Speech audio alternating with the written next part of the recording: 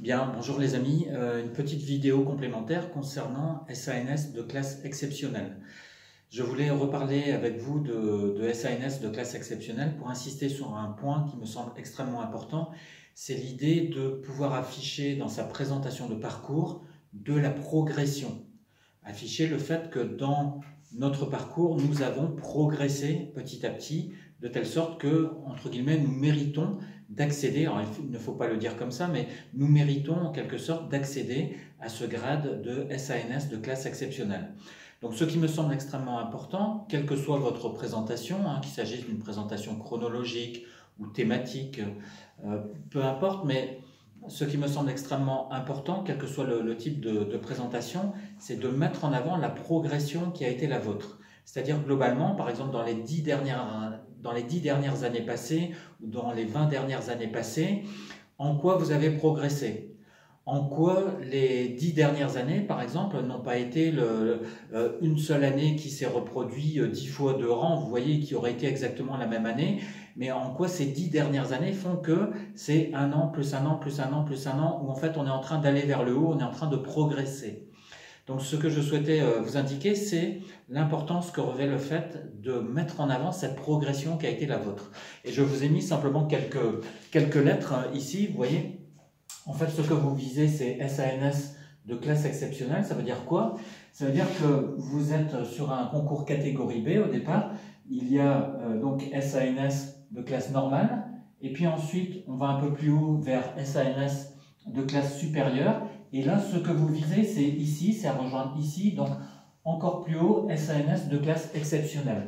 Et effectivement, c'est à ce niveau-là que vous allez vous voir confier d'autres missions, des missions d'un autre type, des missions où vous aurez davantage de responsabilités peut-être, où vous aurez à encadrer des personnes ou encadrer un peu plus de personnes, des missions où on va attendre davantage d'expertise de votre part, des missions où on va s'attendre à ce que vous ayez véritablement une capacité d'autonomie pour gérer par exemple tout ce qui est administratif et financier. Bref, tout ça, ça se situe au-dessus des autres grades. Vous voyez ? Classe exceptionnelle, c'est au-dessus. Ça veut dire quoi? Ça veut dire que du coup, il vous faut absolument afficher cette progression-là. Quand j'entends certaines présentations de parcours, j'ai l'impression qu'on me dit « Voilà, j'ai été classe normale, et puis je suis passé classe supérieure, et puis je suis passé classe exceptionnelle. » Enfin, je vise maintenant classe exceptionnelle. Et vous voyez la différence entre ça et puis ça? C'est que ici, en fait, on a l'impression qu'il n'y a pas de progression. C'est-à-dire, on présente son parcours en évoquant des activités qui nous ont occupés, en évoquant quelques compétences qu'on a mobilisées, mais on n'affiche pas en quoi il y a eu une progression de classe normale à classe supérieure et à classe exceptionnelle. Donc, le but du jeu pour vous, c'est vraiment une invitation que je vous fais, une incitation, je vous incite à faire cela. Ce que je vous invite à faire, ce que je vous incite à faire, c'est à mettre en avant la progression qui a été la vôtre, c'est-à-dire en quoi, aujourd'hui, vous valez plus que ce que vous étiez hier. En quoi, aujourd'hui, vous valez plus que ce que vous étiez hier. C'est-à-dire en quoi, par exemple, aujourd'hui, vous seriez en capacité d'encadrer des personnes. En quoi, aujourd'hui, vous avez une expertise qui est telle qu'on fait appel à vous ou à votre service en tant que personne ressource, en tant que service ressource, parce que, justement, il y a une expertise plus importante. Vous voyez? Donc, l'idée, j'insiste là-dessus, c'est de pouvoir afficher la progression qui a été la vôtre. Parce que, pourquoi vous ferait-on passer, vous voyez, de ce qui est ici à ce qui est là et qui est un peu plus haut, et puis à ce qui est là encore plus haut, si vous n'avez pas progressé? Pourquoi, entre nous, pourquoi on vous paierait plus demain en tant que SANS de classe exceptionnelle si jamais vous êtes resté en fait tout du long au même niveau, vous voyez? Si vous n'avez pas progressé, si vous n'avez pas davantage de valeur. Donc le but du jeu pour vous, c'est quoi? Eh bien, c'est de donner à penser dans votre présentation de parcours, dans votre façon de présenter les choses, c'est de donner à penser que votre parcours, c'est un parcours qui va vers la progression, vers quelque chose qui est plus important, plus haut, qui a davantage de valeur. Voilà, c'était un point que je souhaitais partager avec vous parce que en écoutant différentes présentations, j'ai eu l'impression qu'on mettait en avant des choses, vous voyez, qui étaient au même niveau dans le parcours et qui ne donnaient pas forcément l'impression qu'on avait progressé. Alors pourquoi on accepterait que vous passiez au grade de SANS de classe exceptionnelle si vous n'avez pas progressé? Pourquoi on accepterait que vous soyez à tel niveau qui est au-dessus si jamais vous n'avez pas plus de valeur aujourd'hui que vous n'en aviez hier? Vous voyez?